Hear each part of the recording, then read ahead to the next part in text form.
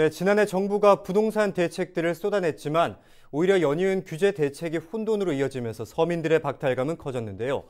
세제 개편을 포함한 정부의 부동산 대책이 사실상 올해부터 시장에 적용이 될 텐데 2021년 인천 김포 부동산 시장 흐름이 어떨지 우리 지역 공인중개사와 함께 살펴보겠습니다. 박경훈 공인중개사 연결되어 있습니다. 안녕하십니까? 먼저 연이은 규제 대책이 쏟아졌던 지난 2020년 부동산 시장을 어떻게 평가하십니까?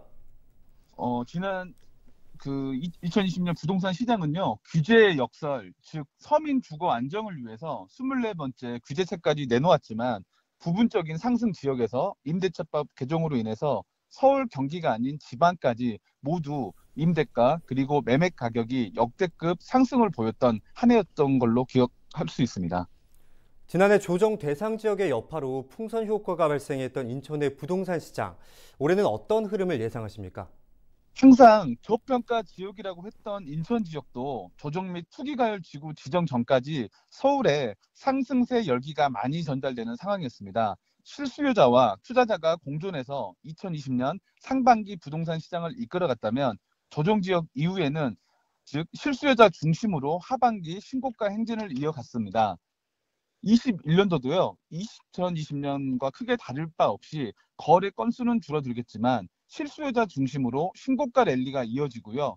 보수적 전망으로는 올해는 보합 또는 점진적인 우상향, 즉 여러 하락 요인 중에서 임대차법 개정으로 인해서 전세 가격이 크게 상승했고 견고하게 받쳐주는 게 우상향의 가장 큰 요인입니다. 네, 2020년과 비교했을 때 크게 다를 것 같진 않다 이렇게 말씀을 해주셨는데요. 다양한 호재로 기대감이 큰 부천 부동산 시장, 올해도 상승세가 이어갈 거라고 보십니까? 부천 부동산도 서울의 지속적인 매매가 상승 그리고 전세 가격이 계속 상승해서 많은 분들이 가성비 좋은 부천 부동산에 크게 관심을 보이고 있습니다.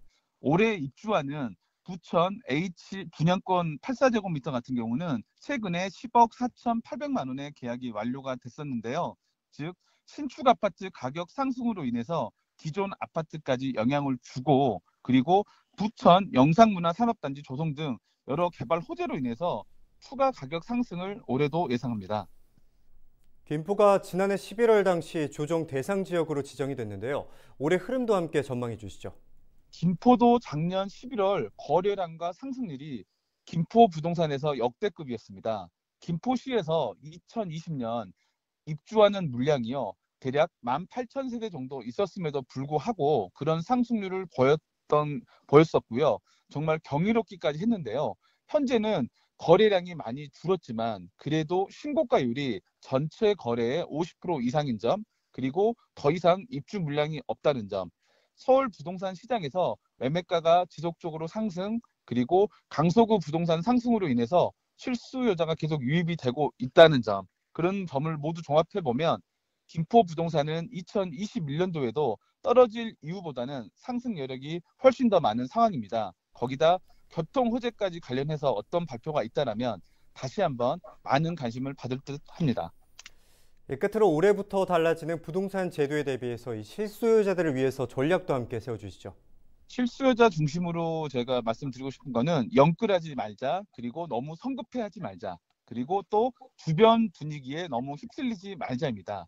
집을 매수 예정이거나 임대로 알아보실 예정이신 분들은 우리가 살아가면서 가장 최고가의 상품을 선택하는 겁니다. 그래서 제가 제안 드리는 건 333인데요. 일주일에 3번, 3시간씩 3개월 동안 투자해서 공부를 하고요. 분석을 하신 다음 어떤 선택을 하셔야 된다고 생각합니다. 그리고 대한민국에서 가정을 이루어야 할 상황이라면 1주택 보유의 목표는 절대로 포기하지 마십시오.